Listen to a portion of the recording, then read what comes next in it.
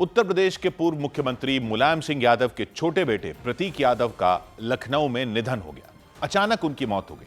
उनकी उम्र सिर्फ 38 साल थी। पोस्टमार्टम रिपोर्ट में कार्डियक अरेस्ट की बात सामने आई। कार्डियक अरेस्ट का मतलब दिल की धड़कन का अचानक रुक जाना। डॉक्टरों का कहना है प्रतीक यादव के साथ भी कुछ ऐसा ही हुआ। उनकी दिल की धड़कनें अचानक बंद हो गईं, जिससे उनकी जान चली गई। प्रतीक यादव बीजेपी के नेता अपर्णा यादव के पति थे। समाजवादी पार्टी के अध्यक्ष अखिलेश यादव उनके बड़े भाई हैं। प्रतीक यादव के करीबियों का कहना है कि पिछले कुछ दिनों से वो बीमार चल रहे थे, काफी परेशान भी थे, लेकिन किसी को अंदाजा नहीं था कि उनकी जान चली जाएगी, निधन हो जाएगा। सुबह करीब 6 बजे प्रतीक यादव को लखनऊ के सिविल अस्पताल लाया गया था। अपर्णा यादव के भाई अमन सिंह बिष्ट उन्हें लेकर अस्पताल पहुंचे थे। अस्पताल प्रशासन के मुताबिक उन्हें तुरंत आईसीयू में शिफ्ट किया गया। डॉक्टरों ने उनकी जांच शुरू की। डॉक्टरों का कहना है उनके शरीर में कोई हलचल नहीं थी, सांसें थम चुकी थी। 5:55 पे उनको यहाँ ले आया गया। उस समय उनकी मृत्यु हो चुकी थी। उनको डॉक्टरों द्वारा एग्जामिन किया गया तो वाइटल्स कोई नहीं थे। मृत घोषित करके पुलिस को इन्फॉर्म कर दिया गया। प्रतीक यादव के निधन की खबर के बाद पूरे लखनऊ में कोहराम मच गया। पूरे शहर में उनके निधन की खबर फैल गई। अस्पताल के बाहर समाजवादी पार्टी के कार्यकर्ताओं की भीड़ जमा हो गई। जिस किसी ने भी सुना वो दौड़ता हुआ अस्पताल पहुंच गया। सिविल अस्पताल से उनका शव पोस्टमार्टम के लिए केजीएमयू लाया गया। सुबह 9 बजे से 11 बजे के बीच प्रतीक यादव का पोस्टमार्टम हुआ। 6 डॉक्टरों की टीम ने पोस्टमार्टम किया। उसी दौरान अखिलेश यादव भी पोस्टमार्टम हाउस पहुंचे।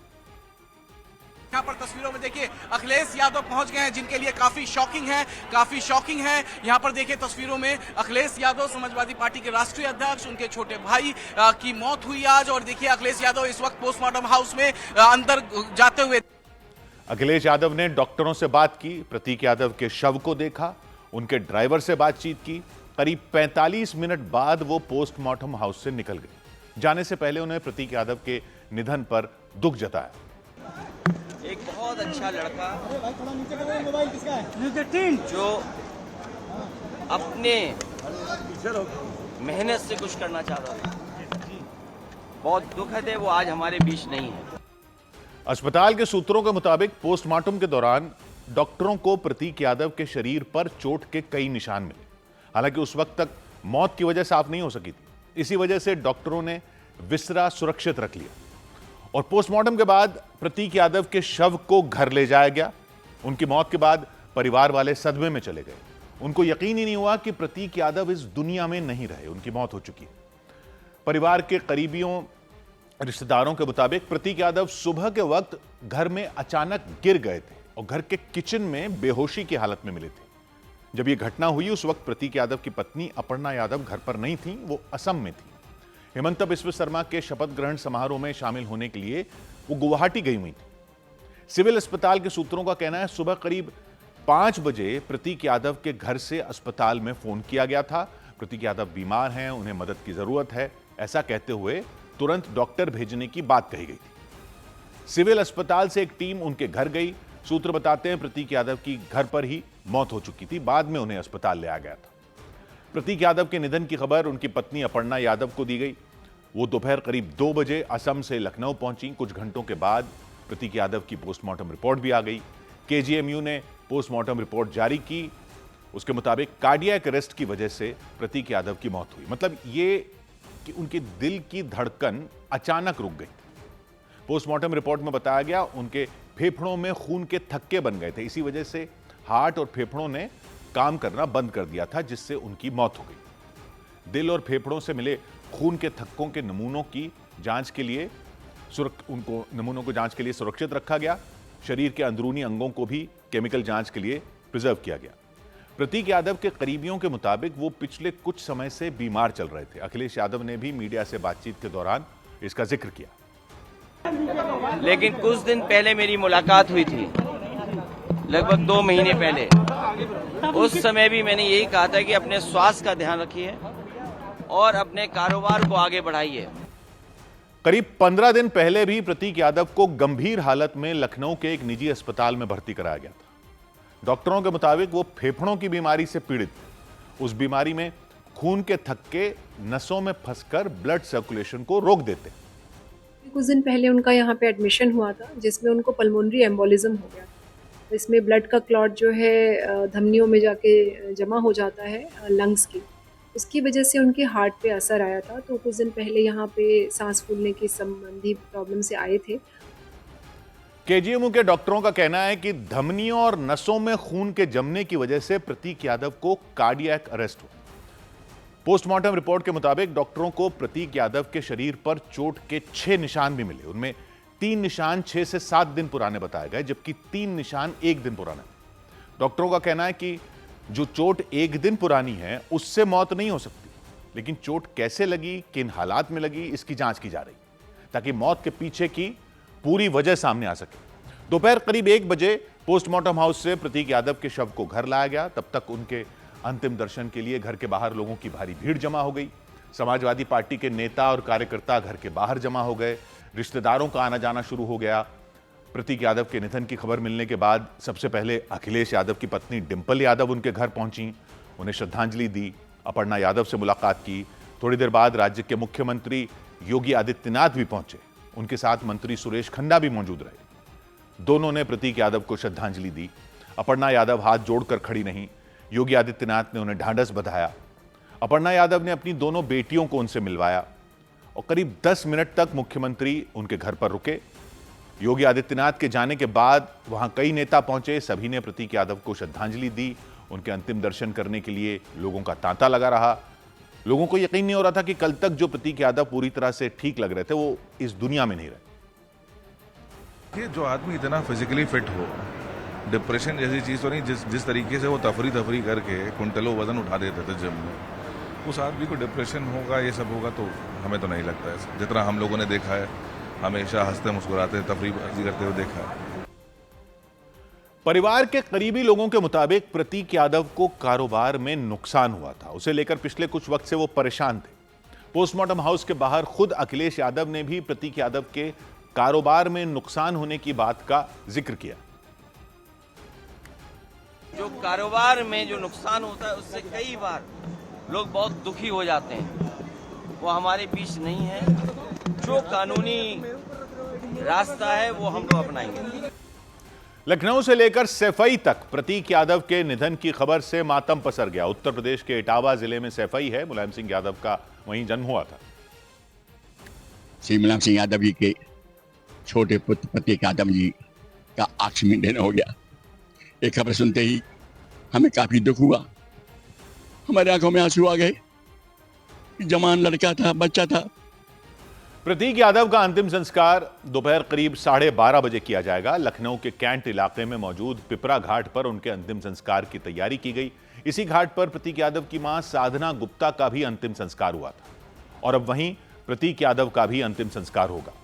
उनके निधन की खबर ने पूरे परिवार को गहरे सदमे में डाल दिया।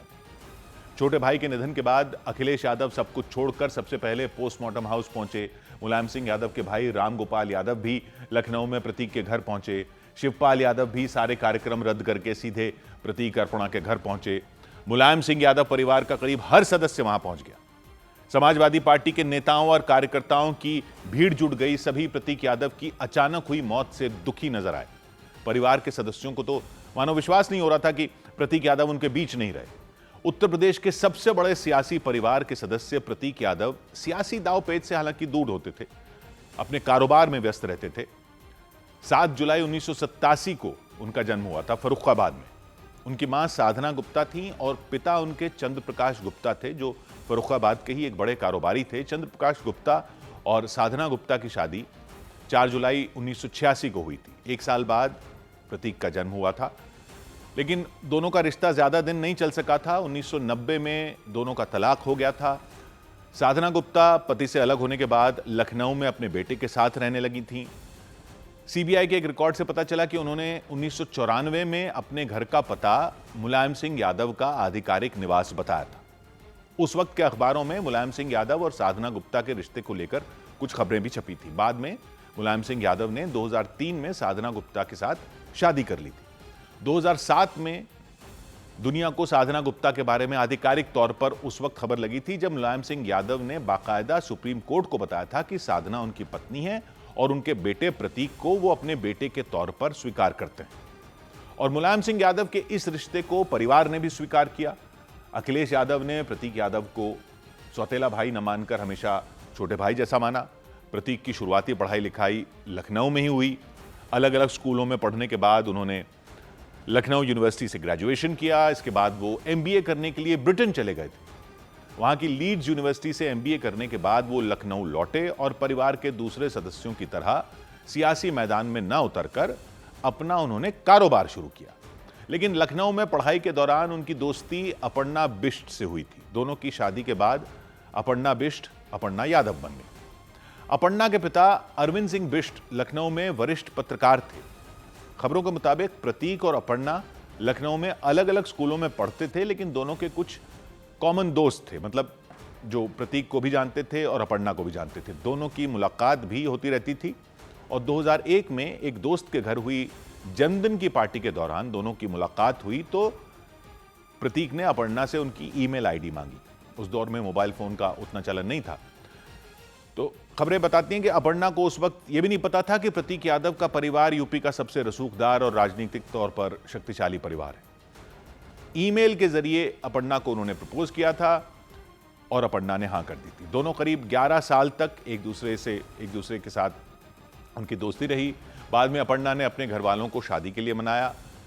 मुलायम सिंह यादव ने कहते हैं कि पहले शादी से वो राजी नहीं थे शादी के लिए, लेकिन बाद में साधना गुप्ता, अमर सिंह और कुछ और करीबियों के समझाने के बाद शादी के लिए राजी हो गए थे। 2011 में मुलायम सिंह यादव के पैतृक गांव सैफई में धूमधाम से फिर दोनों की शादी हुई। और इस हाई प्रोफाइल शादी में राजनीति, फिल्म और कारोबार जगत की बड़ी बड़ी हस्तियों ने हिस्सा लिया था। अमिताभ बच्चन अपने परिवार के साथ दोनों को आशीर्वाद देने के लिए सैफई पहुंचे थे। शादी उस वक्त पूरे देश के अखबारों में सुर्खियां बनी थी और उनकी शादी की चर्चा पूरी देश में हुई। बाद में दोनों की 2 बेटियां हुई। प्रतीक राजनीति से दूर अपने कारोबार पर ध्यान देने में जुट गए थे। उनकी पत्नी अपर्णा यादव ने राजनीति की राह चुनी। शुरुआत से ही बिल्कुल अलग थे प्रतीक। पूरा परिवार यूपी की राजनीति का केंद्र था, लेकिन वो कभी उधर जाना ही नहीं चाहते थे। मुलायम सिंह यादव ने उन्हें सियासी मैदान में उतारने की कहते हैं कोशिश भी की थी, लेकिन प्रतीक ने मना कर दिया था कि वो अपने कारोबार में ही खुश है। प्रतीक यादव जिम चलाते थे और इसके साथ ही प्रॉपर्टी का कारोबार करते थे। 2015 में उन्होंने लखनऊ में आयन कोर फिट नाम से एक जिम चेन की शुरुआत की थी। कई शहरों में जिम खोले थे। खुद भी अपनी फिटनेस का बहुत ध्यान रखते थे। सोशल मीडिया के जरिए वो लोगों को फिटनेस के प्रति जागरूक करने का काम भी करते रहते थे। अक्सर वो जिम में कसरत करते हुए वीडियो और तस्वीरें सोशल मीडिया पर डाला करते थे। फिटनेस ट्रेनिंग, ब्रांड प्रमोशन और रियल एस्टेट कारोबार से भी जुड़े हुए थे। अपर्णा यादव की तरफ से 2022 में जो अपर्णा यादव ने चुनावी हलफनामा दिया था, उसमें उनकी और प्रतीक की चल अचल संपत्ति करीब 23 करोड़ रुपए बताई गई थी। अच्छी फिटनेस के अलावा उन्हें महंगी और लग्जरी कारों का और मोटरसाइकिलों का शौक था। करोड़ों रुपए की कई शानदार गाड़ियां मौजूद थी। सोशल मीडिया पर भी वो अक्सर अपनी लग्जरी कारों और बाइक की तस्वीर डालते रहते थे। 2017 में यूपी विधानसभा चुनाव से ठीक पहले प्रतीक ने अपनी 5.5 करोड़ रुपए की लैम्बोर्गिनी कार की फोटो सोशल मीडिया पर डाली थी। तब माना गया था कि इससे अखिलेश यादव को राजनीतिक नुकसान हुआ था, क्योंकि उस वक्त यूपी में अखिलेश यादव की सरकार थी। हालांकि प्रतीक यादव ने सफाई दी थी कि इस महंगी कार को खरीदना उनका सपना था और उन्होंने अपनी कमाई से इसे खरीदा। उस वक्त प्रतीक ने तर्क दिया था कि मेहनत से की गई कमाई या अपनी सफलता को दिखाने में किसी को झिझक नहीं होनी चाहिए। घूमने फिरने का भी उनको काफी शौक था। सोशल मीडिया पर जो आखिरी पोस्ट उन्होंने की थी, उसमें उन्होंने एक वीडियो डाला था जिसमें वो एक छोटे विमान में बैठे नजर आए थे। 3 अप्रैल को यह वीडियो डाला था और लिखा था the engine road the sky opened up, यानी इंजन ने दहाड़ मारी और आसमान खुला। इस वीडियो के अलावा भी उनके अलग अलग जगहों पर घूमने की कई तस्वीरें और वीडियो सोशल मीडिया पर मिले। इधर डेयरी प्रोडक्ट बेचने वाली कंपनी अमूल ने दूध की कीमतें बढ़ा दी। अमूल ने देश भर में दूध की कीमतों में 2 रुपए प्रति लीटर की बढ़ोतरी कर दी। नई कीमतें कल से ही लागू हो जाएंगी। इसके बाद अमूल के फुल क्रीम दूध की कीमत 69 रुपए प्रति लीटर से बढ़कर 71 रुपए प्रति लीटर हो गई। महाराष्ट्र के बारामती में जहां पूर्व डिप्टी सीएम अजीत पवार का प्लेन गिरा था, उसी जगह एक और ट्रेनिंग एयरक्राफ्ट हादसे का शिकार हो गया। घटना में पायलट की जान बाल बाल बची। इस बात की जानकारी नहीं मिल सकी कि किस वजह से यह हादसा हुआ। इसी साल 28 जनवरी को वहां हुए विमान हादसे में अजीत पवार की मौत हो गई थी। महंगे ईंधन और एयर स्पेस संकट की वजह से एयर इंडिया ने कई अंतर्राष्ट्रीय उड़ानों में कटौती कर दी। ये कटौती जून से अगस्त के बीच की जाएगी। एयरलाइन कंपनी ने कई अंतर्राष्ट्रीय रूटों को अस्थायी तौर पर बंद भी कर दिया। केरल के कोच्चि से लक्षद्वीप के लिए सी प्लेन सेवा का ट्रायल परीक्षण किया गया। सी प्लेन एक ऐसा जहाज होता है जो पानी की सतह से उड़ान भर सकता है और पानी पर ही लैंड भी कर सकता है। द्वीपों पर कनेक्टिविटी और पर्यटन को बढ़ावा देने के लिए इसका परीक्षण शुरू किया गया।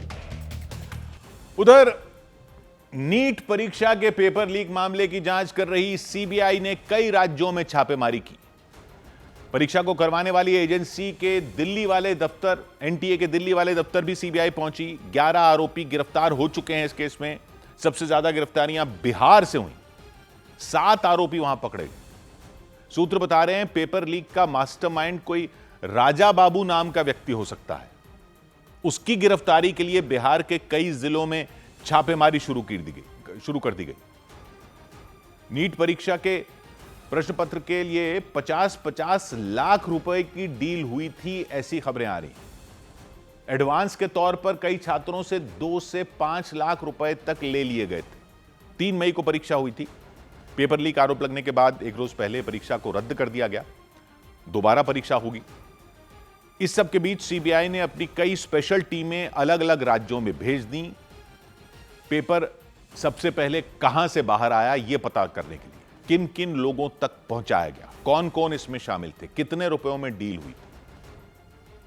सबसे ज्यादा हलचल बिहार में देखने को मिली, राजस्थान में देखने को मिली, महाराष्ट्र में देखने को मिली। जांच टीम के सूत्र बताते हैं पेपर लीक का नेटवर्क बिहार से लेकर महाराष्ट्र और राजस्थान समेत कई और राज्यों तक फैला हुआ था। बिहार में कहा जा रहा है एक नालंदा मॉड्यूल है। नालंदा मॉड्यूल। बिहार पुलिस के मुताबिक नालंदा में 2 मई यानी नीट की परीक्षा से एक रोज पहले ही पुलिस ने एमबीबीएस के एक छात्र को गिरफ्तार किया था। अवधेश कुमार नाम के छात्र को गिरफ्तार किया था। उसके साथ 3 लोग पकड़े गए थे। उनके पास नीट परीक्षा के कई छात्रों के एडमिट कार्ड मिले थे। जब उनकी गाड़ी की तलाशी ली गई तो करीब 16 लाख रुपए कैश बरामद हुए थे। उस वक्त किसी को जानकारी नहीं थी कि उनका नेटवर्क कहां तक फैला हुआ। पुलिस ने बताया उनसे जो पूछताछ हुई उसके आधार पर कई और आरोपियों की गिरफ्तारी हुई और उन सबके फिर मोबाइल फोन चेक हुए तो उनमें कई अहम सुराग मिले। खबर है जल्द ही उन सभी को सीबीआई अपनी कस्टडी में ले सकती है, रिमांड पर लेकर उनसे पूछताछ कर सकती है। पेपर लीक के दूसरे आरोपियों के बारे में पता लगाने की कोशिश करेगी। और बिहार पुलिस के मुताबिक इस पूरे मामले के पीछे राजा बाबू नाम के एक व्यक्ति का हाथ हो सकता है। मोतिहारी के रहने वाला वो बताया जा रहा है राजा बाबू। उनको मास्टरमाइंड बताया जा रहा है। नालंदा के पावापुरी में मौजूद मेडिकल कॉलेज VIMS में विम्स में 2022 का वो छात्र रह चुका है। जानकारी के मुताबिक सेकेंड ईयर में वो 2 बार फेल हुआ था। मामला सामने आने के बाद से ही वो फरार है। उसकी तलाश में कई टीमें बना दी गई, अलग अलग जिलों में छापेमारी की गई। सूत्र कहना है राजा बाबू, ये जो सारे आरोपी पकड़े गए हैं, उन सब के संपर्क में था। इस बीच प्रतियोगी परीक्षाओं की तैयारी करवाने वाले मशहूर टीचर खान सर ने पेपर लीक मामले पर गुस्सा जाहिर किया। एनटीए को लेकर सवाल उठाए, परीक्षा करवाने की प्रक्रिया पर सवाल उठाए, दोषियों को फांसी की सजा देने की मांग की, जिन्होंने लाखों छात्रों का भविष्य खराब किया। ये लोग एक ढंग से पेपर नहीं करा पा रहे हैं, पेपर बाहर आ जा रहा है। जिन बच्चों को डॉक्टर बनना था आज वो मरीज बन के बैठे हैं, वो टेंशन में हैं। ये कोई बोर्ड एग्जाम नहीं है कि हम दोबारा दे देंगे तो हम दोबारा फर्स्ट डिवीजन पास हो जाएंगे। यहाँ लड़ाई होती है एक एक नंबर के लिए, कोई आगे पीछे हो सकता है। नीट की परीक्षा के पेपर लीक मामले की जांच महाराष्ट्र के पुणे तक भी पहुंच गई। सीबीआई ने पुणे पुलिस के साथ मिलकर मनीषा नाम की एक महिला को गिरफ्तार किया। जांच टीम ने उन पर आरोप लगाया कि वो छात्रों को पेपर लीक नेटवर्क और आरोपियों से जोड़ने का काम कर रही थी। उन्होंने कुछ छात्रों का संपर्क पेपर लीक के आरोपियों से करवाया था। लगातार उन्हें मदद पहुंचा रही थी। एक रोज पहले राजस्थान पुलिस के सूत्रों से खबर आई थी कि महाराष्ट्र के नासिक में मौजूद एक प्रिंटिंग प्रेस से पेपर लीक हुआ था। पेपर छपने से पहले ही नीट परीक्षा के सवाल नकल गैंग के पास पहुंच गए थे और इस मामले को लेकर फिर कांग्रेस एक बार फिर केंद्र सरकार पर हमलावर हो गई। सचिन पायलट ने दो टूक कह दिया कि देश को सीबीआई पर विश्वास नहीं है, क्योंकि पिछली बार भी जब इसी परीक्षा का पेपर लीक हुआ था तब भी जांच का कोई नतीजा नहीं निकल सका था। उनके मुताबिक सरकार जांच के नाम पर मुद्दे से अपना पल्ला झाड़ रही है।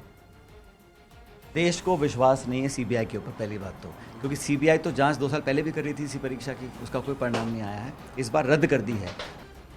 और देश भर के डॉक्टरों के संगठन फयामा ने नीट परीक्षा के पेपर लीक और गड़बड़ियों को लेकर सुप्रीम कोर्ट में एक याचिका दाखिल कर दी।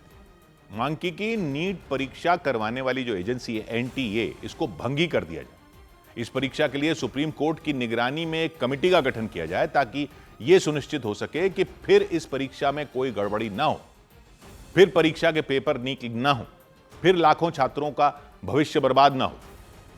और इस सब के बीच नीट पेपर लीक मामले में जयपुर से भी 2 लोग गिरफ्तार हुए। उनकी गिरफ्तारी के बाद उनके परिवारों ने उन्हें बेकसूर बताया।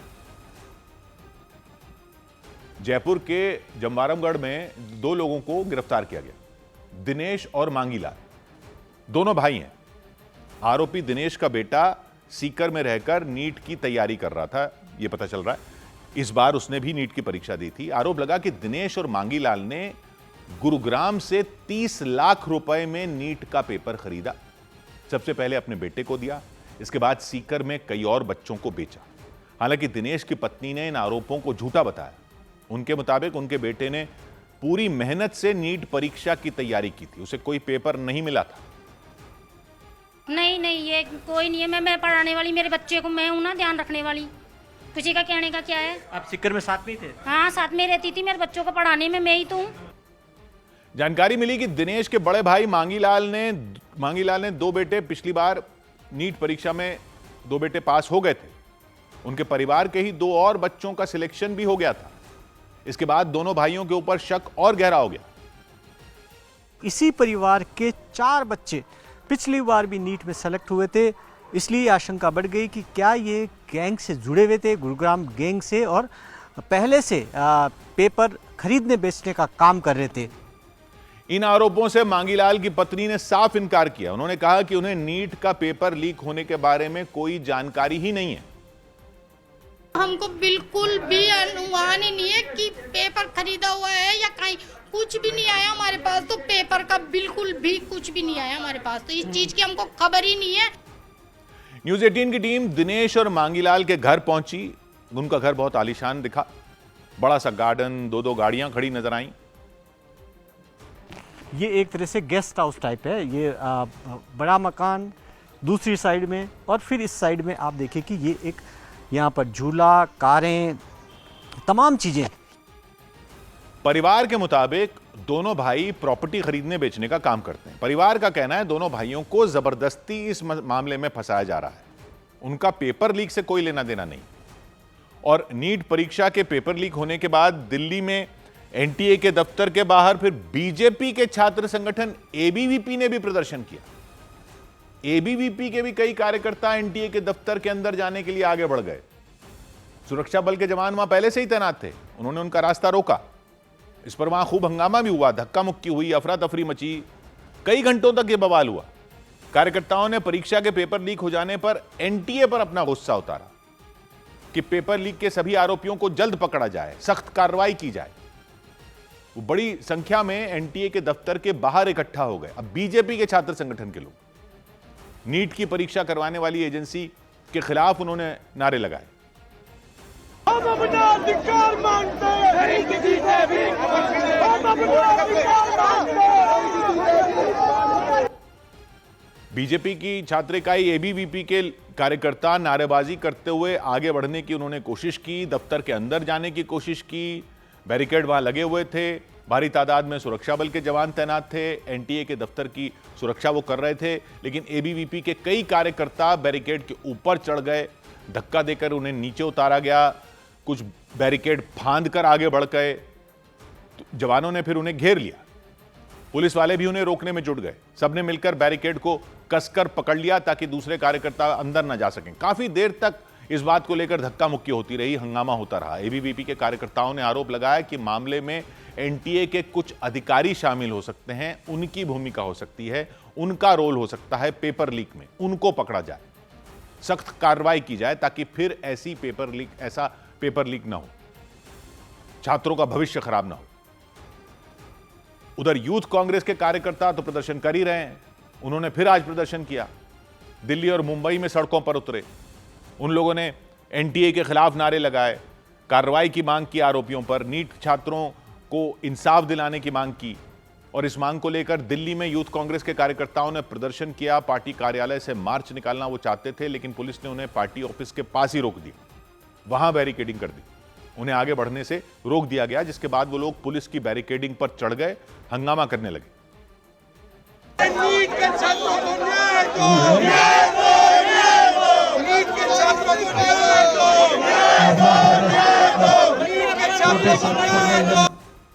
कांग्रेस पार्टी का झंडा लिए प्रदर्शन करते रहे। पेपर लीक से जुड़े पोस्टर उनके हाथ में थे, लगातार नारेबाजी कर रहे थे। दिल्ली नहीं, मुंबई में भी यूथ कांग्रेस कार्यकर्ता सड़कों पर उतरे, पेपर लीक के खिलाफ प्रदर्शन किया, सरकार के खिलाफ नारे लगाए।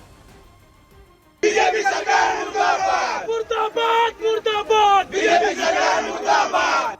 फिर वहां पुलिस की टीम भेज दी गई। पुलिसकर्मियों ने लोगों से हंगामा खत्म करने की अपील की, लेकिन वो लोग नहीं माने, जिसके बाद प्रदर्शन कर रहे कई कार्यकर्ताओं को हिरासत में ले लिया गया। इधर जम्मू कश्मीर के पुंछ में सेना ने पाकिस्तानी आतंकी को मार गिराया। जम्मू कश्मीर के पुंछ में सेना ने घुसपैठ की कोशिश नाकाम करते हुए एक पाकिस्तानी आतंकी को ढेर कर दिया।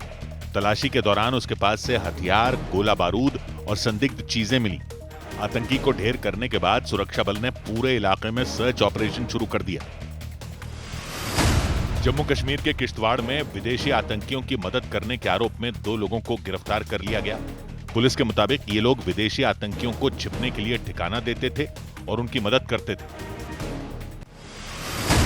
पंजाब के अमृतसर में पुलिस ने अवैध हथियारों की तस्करी करने वाले एक गिरोह का पर्दाफाश करने का दावा किया।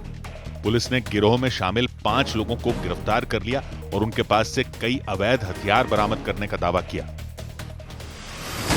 झारखंड के बोकारो में पुलिस ने बंदूक की अवैध फैक्ट्री का पर्दाफाश करने का दावा किया। पुलिस ने वहां से 4 आरोपियों को गिरफ्तार करने का दावा किया। पुलिस के मुताबिक मुख्य आरोपी राजकुमार सिंह और बंटी वहां से फरार हो गया। उधर सीबीआई की टीम पश्चिम बंगाल के सीएम शुभेंदु अधिकारी के पीए चंद्रनाथ रथ की हत्या की गुत्थी सुलझाने में भी जुट गई। सीबीआई की टीम उत्तर 24 परगना में उस जगह पर पहुंची जहां चंद्रनाथ रथ पर हमला किया गया था। उत्तर 24 परगना के मध्यमग्राम शहर के ही एक इलाके में चंद्रनाथ रथ पर गोलियों की बौछार की गई थी। बुरी तरह घायल हो गए थे, अस्पताल ले जाया गया था, लेकिन जान नहीं बच पाई थी उनकी। तो कई जांच एजेंसियां इस मामले की जांच कर रही थी। इसके बाद सीबीआई को इसकी जांच सौंपी गई। एक रोज पहले सीबीआई की टीम ने कोलकाता में मामले की जांच की और इसके बाद सीबीआई की टीम घटना वाली जगह पर पहुंच गई, सीन रिक्रिएट करने, देखने की कैसे क्या हुआ था। यह पता लगाने की कोशिश की कि चंद्रनाथ रथ की हत्या कैसे हुई, कहां से गोली चली, कहां से आरोपी आए। उस इलाके की पहले घेराबंदी की, सभी सवालों के जवाबों का पता लगाने में फिर जुट गई टीम। न्यूज़ 18 इंडिया पर ये एक्सक्लूसिव तस्वीरें हम आपको दिखाना चाह रहे हैं। देखिए तस्वीरों में ये सीबीआई की टीम यहाँ पर आई है और स्पॉट रिक्रिएशन कर रही है, मतलब कि किन परिस्थितियों में इस हत्याकांड को अंजाम दिया गया था। सीबीआई के 6 से 7 अधिकारी वहां पहुंचे थे।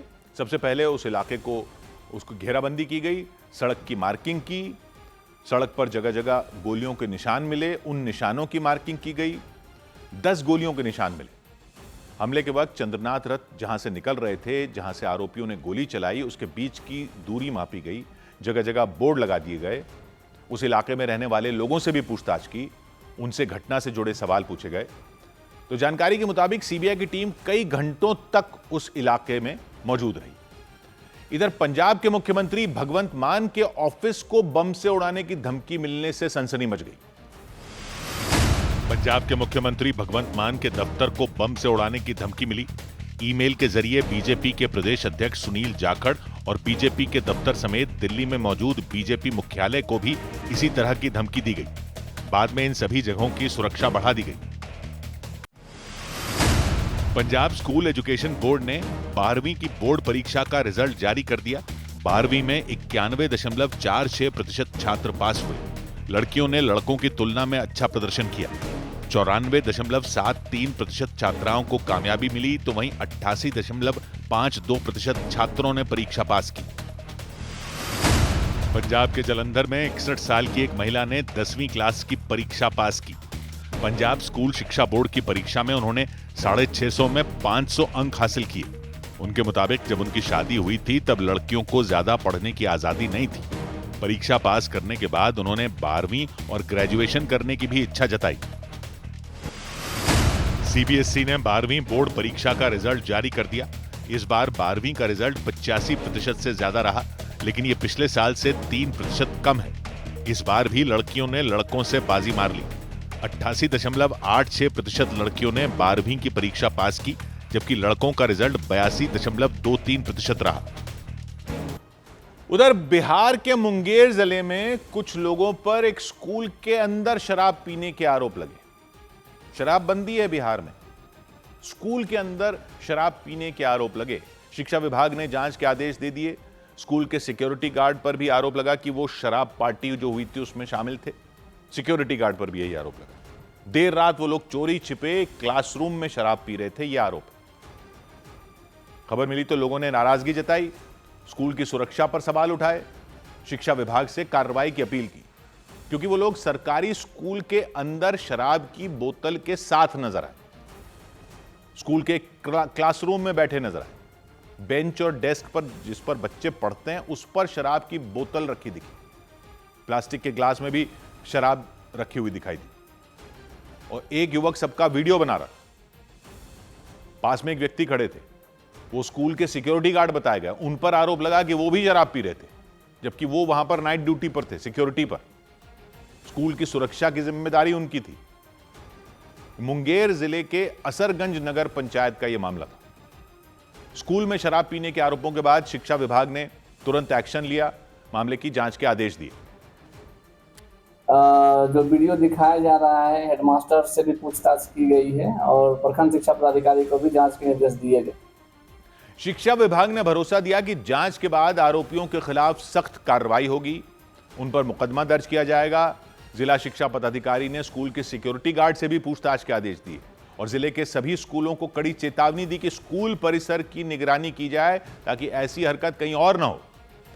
इधर तमिलनाडु विधानसभा में टीवीके ने फ्लोर टेस्ट पास कर लिया। तमिलनाडु विधानसभा में विजय सरकार ने फ्लोर टेस्ट पास कर लिया। राज्य में 234 विधानसभा सीटें हैं, लेकिन फ्लोर टेस्ट के दौरान 171 विधायक ही मौजूद रहे। 59 विधायकों वाली डीएमके ने सदन से वॉकआउट कर दिया। टीवीके के समर्थन में 144 वोट पड़े। 47 विधायकों वाली एआईएडीएमके के 25 बागी विधायकों ने भी टीवीके को वोट दिया।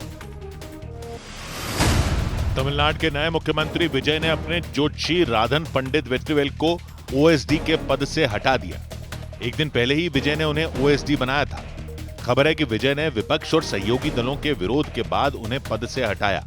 जोशी राधन पंडित ने ही विधानसभा चुनावों में विजय की बड़ी जीत की भविष्यवाणी की थी। केंद्र शासित प्रदेश पुदुचेरी में एक बार फिर एनडीए की सरकार बन गई। एन रंगसामी ने 5वीं बार मुख्यमंत्री पद की शपथ ली। उपराज्यपाल कैलाशनाथन ने उन्हें लोक भवन में पद और गोपनीयता की शपथ दिलाई। शपथ ग्रहण समारोह में बीजेपी के राष्ट्रीय अध्यक्ष नितिन नवीन भी मौजूद रहे। असम के मुख्यमंत्री हिमंत बिस्वा शर्मा की सरकार ने अपनी पहली कैबिनेट बैठक में समान नागरिक संहिता बिल के मसौदे को मंजूरी दे दी। आदिवासियों को इस कानून के दायरे से बाहर रखा जाएगा। 26 मई को सरकार इस विधेयक को नई विधानसभा के पहले सत्र के आखिरी दिन सदन में पेश करेगी। पेट्रोल और डीजल बचाने के लिए प्रधानमंत्री नरेंद्र मोदी की अपील के बाद राजस्थान की सरकार ने बड़ा फैसला लिया। मुख्यमंत्री भजनलाल शर्मा ने अपने काफिले में शामिल गाड़ियों की संख्या घटा दी। 70% तक गाड़ियां कम कर दी। इसके अलावा मुख्यमंत्री ने पेट्रोल और डीजल बचाने के लिए सरकारी कार्यक्रमों और सरकारी गाड़ियों के इस्तेमाल को लेकर विशेष दिशा निर्देश भी जारी किए।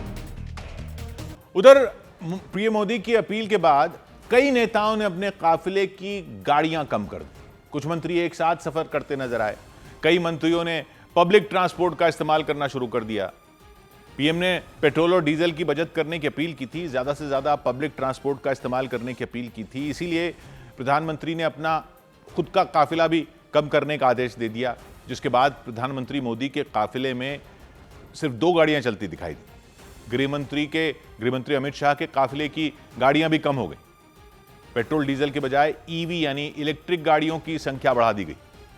रक्षा मंत्री राजनाथ सिंह, सड़क परिवहन मंत्री नितिन गडकरी ने भी अपना काफिला लगभग आधा कर दिया।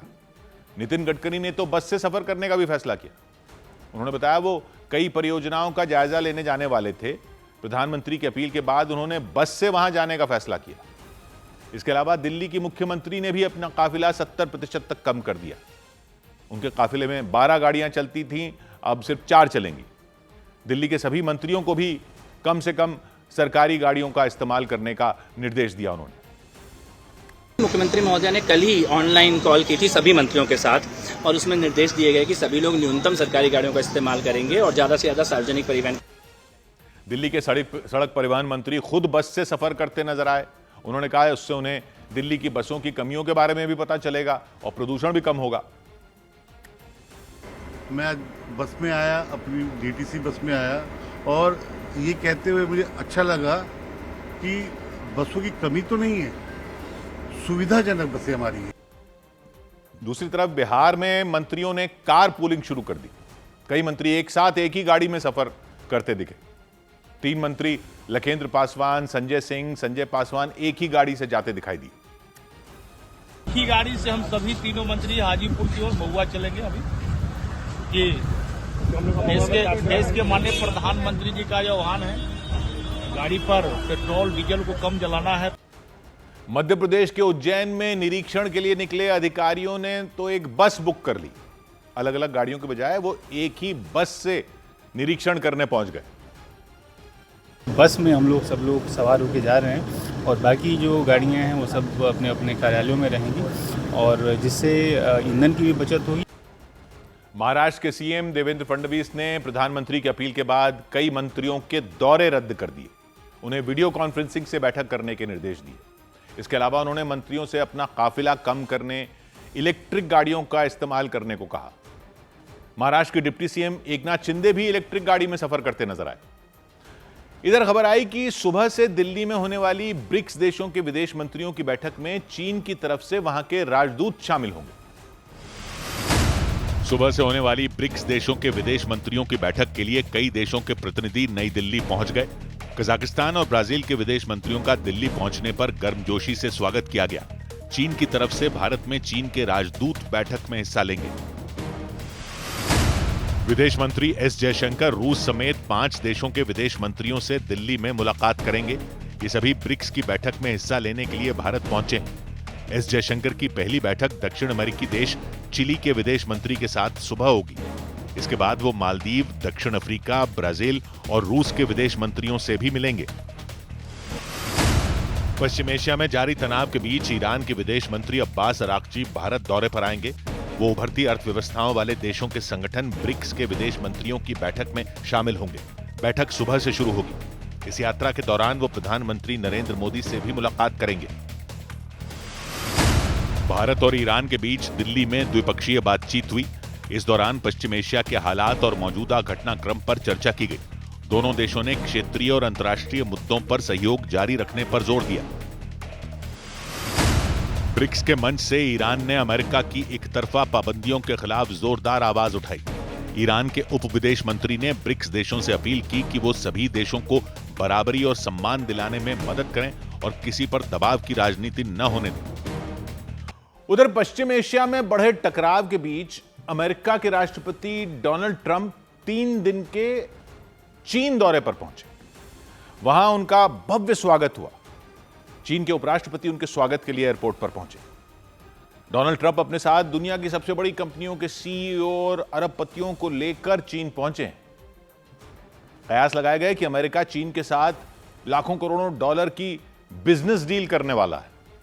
इसीलिए 8 साल बाद ट्रंप जो चीन दौरे पर गए तो उनके साथ बड़े बड़े सीईओ भी थे। ट्रंप का भव्य स्वागत किया गया। स्वागत के लिए करीब 300 युवा खड़े दिखाई दिए। ट्रंप के विमान से उतरते ही अमेरिका और चीन के झंडे उन्होंने लहराने शुरू कर दिए। ट्रंप के स्वागत के लिए चीन के उपराष्ट्रपति एयरपोर्ट पर पहुंचे थे। पूरी गर्मजोशी के साथ उनसे हाथ मिलाया, काफी देर तक वहीं खड़े होकर उनसे बातचीत की। इसके बाद वो एयरपोर्ट से रवाना हो गए। 15 मई तक ट्रंप चीन में रहेंगे। चीन के राष्ट्रपति शी जिनपिंग के साथ उनकी कई दौर की बातचीत होनी है। कई अहम मुद्दों पर चर्चा होनी है। ईरान और ताइवान मुद्दा सबसे अहम है। सूत्र बता रहे हैं शी जिनपिंग डोनाल्ड ट्रंप के लिए स्टेट डिनर भी आयोजित करेंगे। इस डिनर में ट्रंप के साथ चीन गए कारोबारी भी शामिल होंगे। अपने साथ वो इलॉन मस्क को ले गए, एप्पल के सीईओ टिम कुक, बोइंग के सीईओ समेत 17 कारोबारियों को लेकर गए। शी जिनपिंग इन कारोबारियों से भी मुलाकात करेंगे। इधर न्यूज एजेंसी रॉयटर्स ने रिपोर्ट दी कि जंग के दौरान सऊदी अरब ने भी ईरान पर हमले किए थे। गुपचुप तरीके से उसने ईरान की धरती पर एयर स्ट्राइक कर दी थी। सऊदी अरब ने उसके सैन्य ठिकानों को निशाना बनाया था, तेल के कुओं को निशाना बनाया था, एयरपोर्ट को निशाना बनाया था, रिहायशी इलाकों को भी निशाना बनाया था। हालांकि सऊदी अरब ने यह माना नहीं है कि उसने ईरान के खिलाफ सेना का इस्तेमाल किया। उसकी तरफ से ऐसा कोई बयान नहीं आया जिसमें यह कहा गया हो कि सऊदी अरब ने ईरान पर हमला किया था। ईरान की तरफ से भी ऐसा कुछ नहीं आया।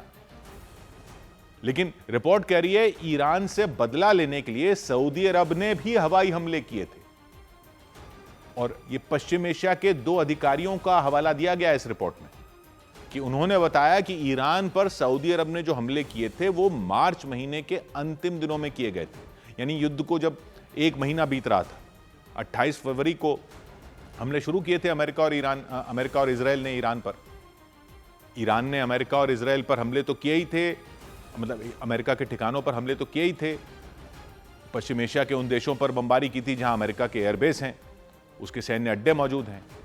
इनमें इराक भी शामिल था, कुवैत भी शामिल है, बहरीन, कतर, यूएई, ओमान और सऊदी अरब में भी हुए थे।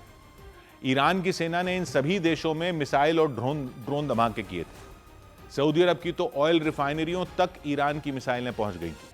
आबादी वाले इलाकों में भी बारूद की बारिश की गई थी। कई हफ्तों तक वहां धमाके होते रहे थे। यह रिपोर्ट कह रही है ईरान के इन हमलों से सऊदी अरब बुरी तरह भड़क गया था। उसने हमले का जवाब हमले से दिया था। सऊदी अरब की एयरफोर्स ने ईरान की जमीन पर भयंकर विस्फोट कर दिए थे और यह मिलिट्री ऑपरेशन इतनी खुफिया तरीके से चलाया गया था कि इसकी भनक किसी को नहीं लग पाई। सऊदी अरब ने भी दुनिया को नहीं बताया कि उसने ईरान के खिलाफ सेना उतारी थी। हालांकि उसके हमलों से ईरान को कितना नुकसान पहुंचा इसकी जानकारी रिपोर्ट में नहीं दी गई, लेकिन दावा है कि सऊदी अरब के इस पलटवार के बाद ईरान के हमलों में कमी देखी गई थी।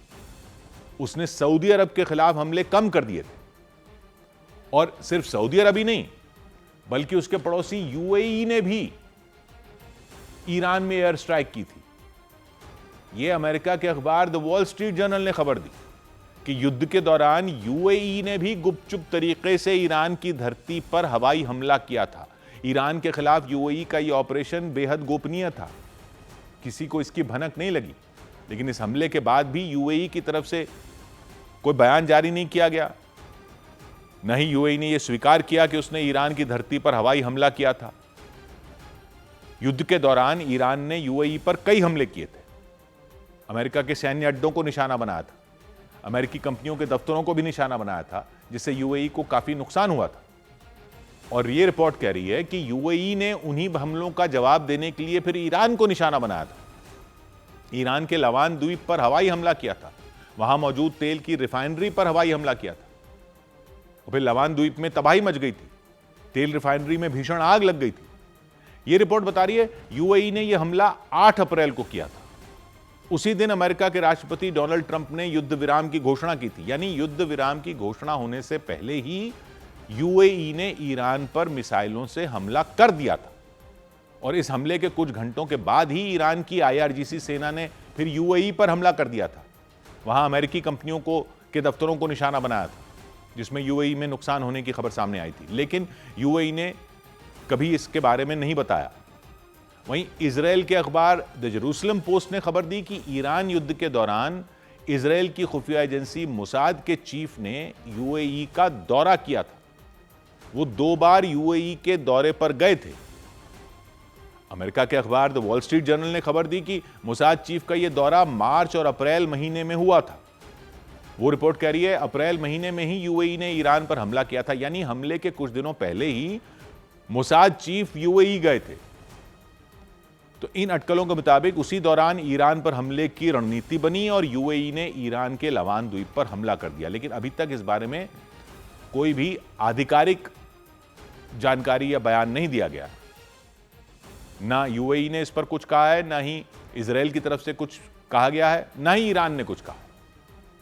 उधर ट्रंप ने वेनेजुएला के नक्शे पर अमेरिकी झंडा लगाकर एक तस्वीर सोशल मीडिया पर पोस्ट कर दी। डोनाल्ड ट्रंप ने वेनेजुएला के नक्शे पर अमेरिकी झंडा लगाकर एक तस्वीर सोशल मीडिया पर शेयर की तो अटकलें लगने लगी कि वो वेनेजुएला को अमेरिका का 51वां राज्य बनाना चाहते हैं। करीब 4 महीने पहले अमेरिका की सेना ने वेनेजुएला में ऑपरेशन चलाकर वहां के राष्ट्रपति को बंधक बना लिया था। दुनिया भर में आर्थिक रूप से कमजोर देशों की मदद करने वाले संगठन IMF ने पाकिस्तान को कर्ज की नई किश्त देने की मंजूरी दे दी। इसके तहत पाकिस्तान को 132 करोड़ डॉलर यानी भारतीय रुपयों में करीब 13,000 करोड़ की आर्थिक मदद मिलेगी। केंद्र सरकार ने सोने और चांदी के आयात पर लगने वाली ड्यूटी 6% से बढ़ाकर 15% कर दी। इससे सर्राफा बाजार में सोना 9,000 और चांदी 22,000 रुपए महंगी हो गई। सरकार का मकसद विदेशी खरीद कम करना और देश के विदेशी मुद्रा भंडार पर पड़ रहे दबाव को घटाना है। लगातार 4 दिन तक गिरने के बाद सेंसेक्स और निफ्टी दोनों हल्की बढ़त के साथ बंद हुए। एक रोज पहले करीब 10 लाख करोड़ रुपए गंवाने के अगले ही दिन निवेशकों की संपत्ति 2.5 लाख करोड़ रुपए से ज्यादा बढ़ गई। ब्रॉडर लेवल पर मिड कैप और स्मॉल कैप इंडेक्स में भी अच्छी रिकवरी देखने को मिली। उधर लंदन से चलने वाली वेबसाइट ईरान इंटरनेशनल ने एक रिपोर्ट दी कि स्ट्रेट ऑफ हॉर्मूज में ईरान की सख्ती अब और बढ़ सकती है, क्योंकि वहां जो समंदर में जो इंटरनेट की केबलें बिछी हैं स्ट्रेट ऑफ हॉर्मूज के इलाके में, वो उनके लिए भी टोल वसूली शुरू कर सकता है, उन्हें भी कमाई का जरिया बना सकता है। फारस की खाड़ी में बड़े पैमाने पर इंटरनेट की केबलों का जाल बिछा है। खाड़ी देशों का इंटरनेट तो चलता ही है, एशिया के कई दूसरे देशों तक ये केबलें जाती हैं। भारत भी इनसे जुड़ा है, चीन भी जुड़ा है। पूरी दुनिया जो है, ये पूरी दुनिया का इंटरनेट जो है वो समुद्र के अंदर बिछी इंटरनेट केबलों से जुड़ा हुआ है। एशिया को यूरोप और बाकी दुनिया से जोड़ने का काम जो केबलें करती हैं वो वहां है, फारस की खाड़ी में। ऐसे में समंदर के नीचे बिछी इन तारों को कुछ हुआ तो कई देशों में इंटरनेट बंद हो सकता है, स्लो हो सकता है, कोहराम मच सकता है, इंटरनेट का संकट खड़ा हो सकता है। ईरान ने पैसे वसूलने शुरू कर दिए तब भी कई देशों की मुश्किलें बढ़ सकती हैं। हालांकि यह टोल वसूली कैसे होगी, इस योजना पर ईरान की तरफ से कोई आधिकारिक बयान तो नहीं दिया गया है, लेकिन ईरान के सरकारी मीडिया में इससे जुड़ी कई रिपोर्ट छपी हैं। उनमें कहा गया है कि ईरान को हॉर्मूज गलियारे से गुजरने वाली इंटरनेट तारों के लिए फीस लेनी चाहिए, पैसे लेने चाहिए। जिसे ईरान ने स्ट्रेट ऑफ हॉर्मूज से निकलने वाले जहाजों के लिए भी जो टोल का प्रस्ताव रखा था, तेल ढोने वाले जहाजों के लिए, गैस ढोने वाले जहाजों के लिए, दूसरा जरूरी सामान ले जाने वाले जहाजों के लिए, तो कुछ रिपोर्ट में दावा किया गया था कि ईरान की IRGC सेना तो टोल की वसूली शुरू भी कर चुकी है। जहाजों से मोटी रकम ले रही है। जो हॉर्मूज गलियारे से आना जाना कर रहे हैं उनसे कई रिपोर्ट कह रही हैं कि वसूली हो रही है। तो इसी तरह का टोल अंडर सी केबल, समुद्र के नीचे बिछी इंटरनेट केबलों के लिए भी लगाने की चर्चा तेज हो गई। ईरान की तस्नीम न्यूज एजेंसी ने भी एक रिपोर्ट छापी कि कई देशों की इंटरनेट तारें ईरान की समुद्री सीमा से गुजरती हैं, लेकिन इसका ईरान को कोई फायदा नहीं मिलता। इन केबलों के जरिए ईरान अच्छी खासी कमाई कर सकता है, क्योंकि फारस की खाड़ी में इंटरनेट केबलों का जो जाल बिछा है उससे खाड़ी के सभी देश जुड़े हैं। इराक भी जुड़ा है, कुवैत भी जुड़ा है, बहरीन भी, कतर भी, UAE भी, सऊदी अरब भी, ओमान भी। ये केबल हॉर्मूज गलियारे से निकलने के बाद भारत समेत एशिया के दूसरे देशों तक भी जाती हैं। ऑस्ट्रेलिया और यूरोप भी इन तारों से जुड़े हैं। दुनिया का लगभग 97% इंटरनेट समुद्र के नीचे बिछी तारों से ही चलता है। सारे कंप्यूटर, सर्वर, टावर इन्हीं से जुड़े हुए हैं। ये तारें पूरी दुनिया के इंटरनेट और बैंक ट्रांसफर से लेकर कई सारी चीजों को जोड़ती हैं। और ईरान वहां पर बैठा है जहां से बहुत सारी इंटरनेट केबलें गुजरती हैं, यानी स्ट्रेट ऑफ हॉर्मुज से। तो इस समुद्री गलियारे पर बीते 2 महीने से ईरान की IRGC सेना ने कब्जा जमा रखा है। तो ईरान की मीडिया ने रिपोर्ट दी कि IRGC स्ट्रेट ऑफ हॉर्मुज में सख्ती और बढ़ा सकती है। अब इंटरनेट तारों के जरिए भी कमाई शुरू कर सकती है और 3 कदम सुझाए गए हैं इसके लिए। पहला, ईरान को उन कंपनियों से टोल वसूलना चाहिए जो समुद्र के नीचे बिछी इंटरनेट केबलों का इस्तेमाल करती हैं। दूसरा, माइक्रोसॉफ्ट, अमेजॉन और फेसबुक समेत सभी बड़ी कंपनियों को, मेटा जो है उसकी सभी बड़ी कंपनियों को मजबूर किया जाना चाहिए कि वो ईरान के बनाए नियमों का पालन करें। और तीसरा कदम यह कि इन तारों की मरम्मत का पूरा काम ईरान की कंपनियों को ही दिया जाए जब कभी मरम्मत का इशू आए। तो कहा जा रहा है ऐसा हुआ तो ईरान हर साल लाखों करोड़ों की कमाई कर सकता है। हालांकि इंटरनेट तारों से यह टोल वसूली वाली चर्चा ईरान के सरकारी मीडिया ने शुरू की। ईरान की सरकार या वहां की सेना ने ऐसा कोई बयान नहीं दिया।